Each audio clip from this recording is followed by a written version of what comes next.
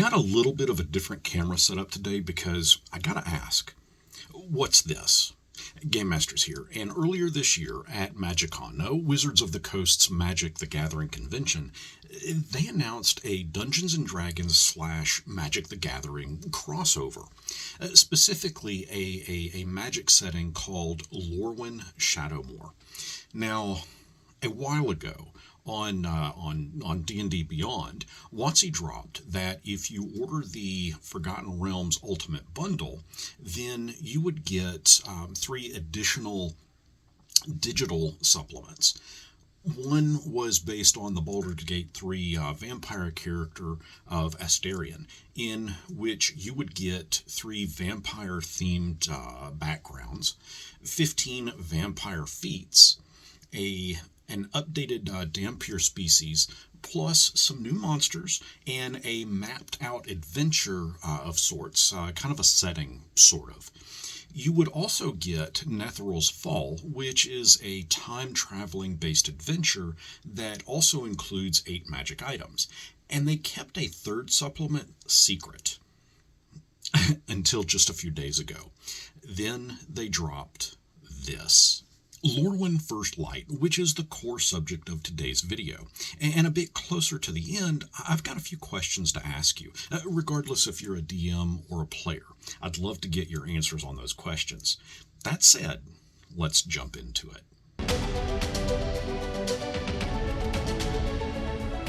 Now, as mentioned at MagicCon, we got a tease that WotC was working on a setting book for a Magic the Gathering and D&D crossover. We knew it was going to be based on Lorwyn-Shadowmoor, but as I understood it, as well as many others, that it was going to be a book, akin to how we got Strixhaven and Guide to Ravnica in the past. I was not under the impression that it would simply be a digital supplement that one could only get by making a $160 purchase. Regardless, should you grab that Ultimate Bundle, this Lorwyn First Light supplement, digital supplement, it's going to include 2 new backgrounds, 2 feats and 2 species, a gazetteer of Lorwyn and Shadowmoor, 8 monsters, 2 new magic items, and 2 sample adventures. A lot of information in that supplement.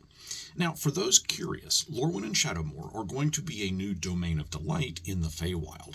What's curious is that it is tied to the Forgotten Realms, which I'm not really sure how I feel about that. Only because, as mentioned, I was under the impression that we were going to get a full-on campaign setting for this, not a simple little digital supplement. Now, the official D&D Beyond announcement shows that... bear with me, I'm just getting my facts straight. Okay, it shows that this will release on November 18th as an exclusive digital supplement, and that you can use the content to represent heroic characters or mischievous characters who come from the Lorwyn setting, and that they can move back and forth from the Feywild to the Forgotten Realms, or the other way around, or to settings that you decide to make up on your own. In all of that, I've got no issues. In my opinion, that's fine to tie in other settings to the realms. They're doing it via Fey crossings, in a similar way that the Mists of Ravenloft can appear in almost any setting and transport players to any given domain of dread. Again, I have no issues there. What I do have issue with is that this is a digital exclusive. Now let me explain what I mean.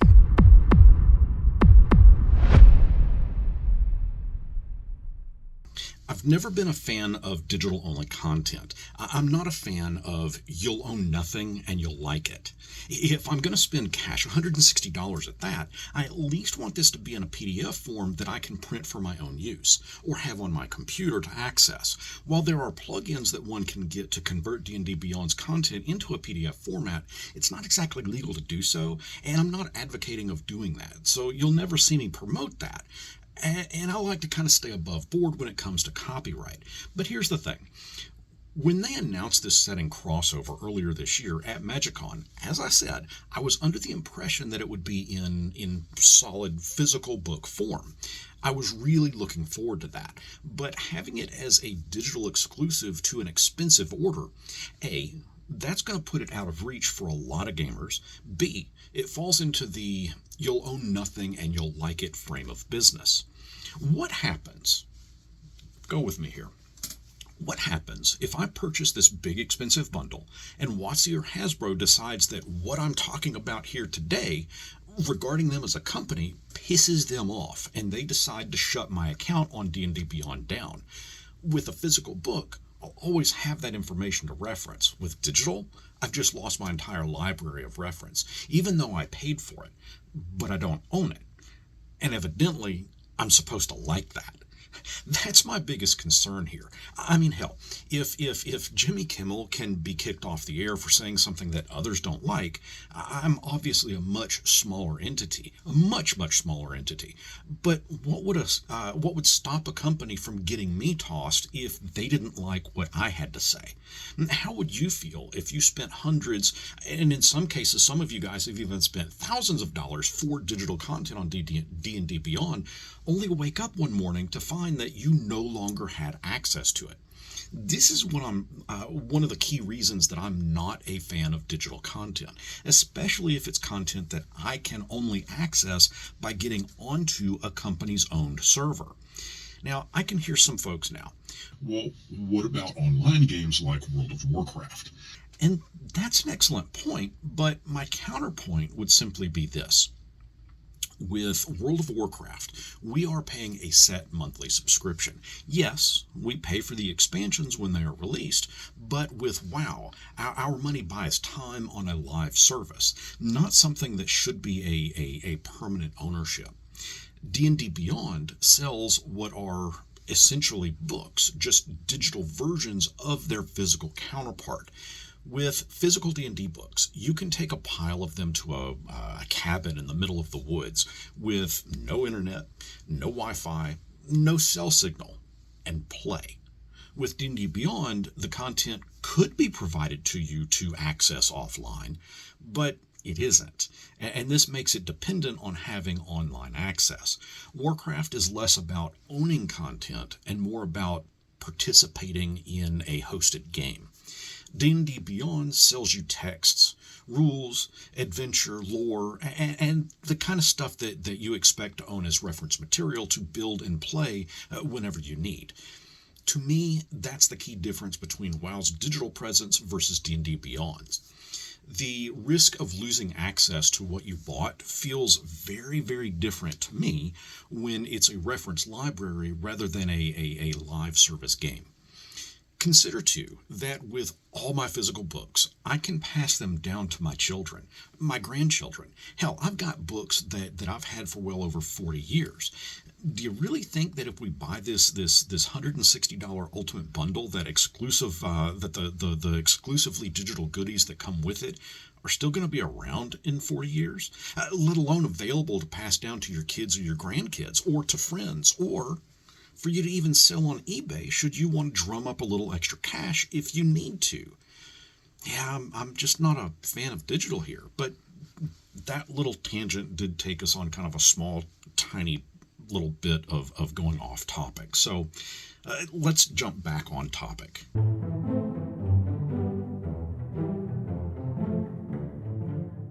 I really do like the concept of the Domains of Delight. While not exactly the opposite of the Domains of Dread, the Domains of Delight feel closer to being a whimsical cousin.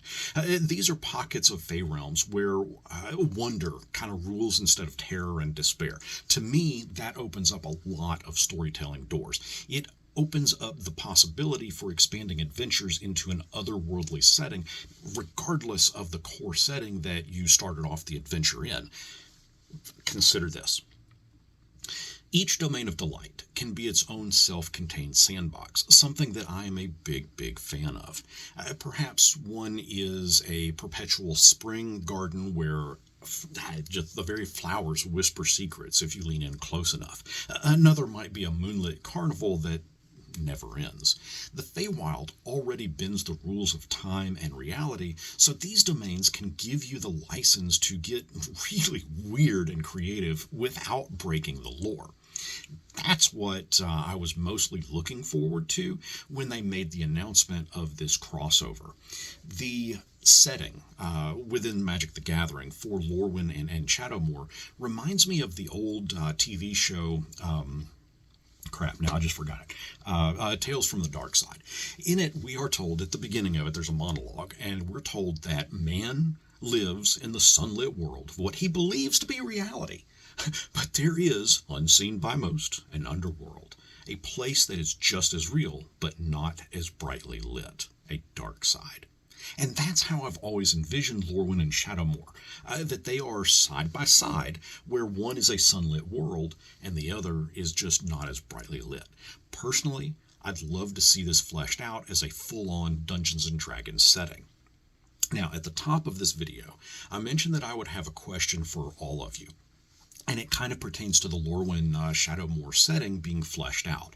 But before I ask those questions, I want to thank everyone for watching today's video. I am beyond thankful for all of the support that my YouTube members and Patreon supporters have thrown my way, as their contributions to the channel have made it so that I didn't need to take on any sponsored ads for today's video. I also want to thank each and every one of you that clicks the thumbs up, and especially to those of you that have subscribed to the channel. The explosion in growth that we've seen is, to me, it is very beyond humbling, and I really do thank everyone that watches. If you'd like to check out becoming a YouTube member or a Patreon supporter, I'll leave links down in the description down below. Okay, so for the questions. This is what that I was wanting to ask. What if the Lorwyn-Shadowmoor announcement that we got at MagicCon, what if this supplement for the Ultimate Forgotten Realms bundle isn't what they were referring to? What if we are going to see a full-on setting book, perhaps coming out in 2026? Would that be something that you'd be interested in getting? If it does come out as a full-on fledged book, do you think that the information in Lorwyn First Light is going to be included in some fashion? Kind of in a similar way that we've seen the material from Tasha's Cauldron of Everything get incorporated into the new 2024 5th edition core rules. I gotta admit, that could be a possibility, but let me know your thoughts on that down in the comments. Now, while I am, to put it mildly, frustrated about this specific supplement, how it's being delivered, the idea of expanding the Feywild through new domains of dread, that part I'm absolutely here for. It's the kind of setting material that can fuel really an entire campaign, or it can even simply be used to drop into an evening's one-shot game. The bottom line, I love the idea. New Feywild lore, fresh monsters, that's potentially the kind of thing that we can harvest for material for years to come. But locking it behind a digital wall and attaching it to a pricey bundle, that part just, it sits wrong with me. Now, I'd gladly pay for a hardcover version, or even a legit downloadable PDF that I know that I'll own for decades. But what about you? Are you excited enough about this Lorwyn First Light to snag the Ultimate Bundle, as well as the other goodies that you'd get with it? Or do you think that Wizards should give us a way to truly own what we buy? Let's keep that conversation going down in the comments, and until next our paths cross, may you not get stuck in the dark side of a Domain of Delight. I almost said Domain of Dread, but Domain of Delight. Oh, and watch this video next.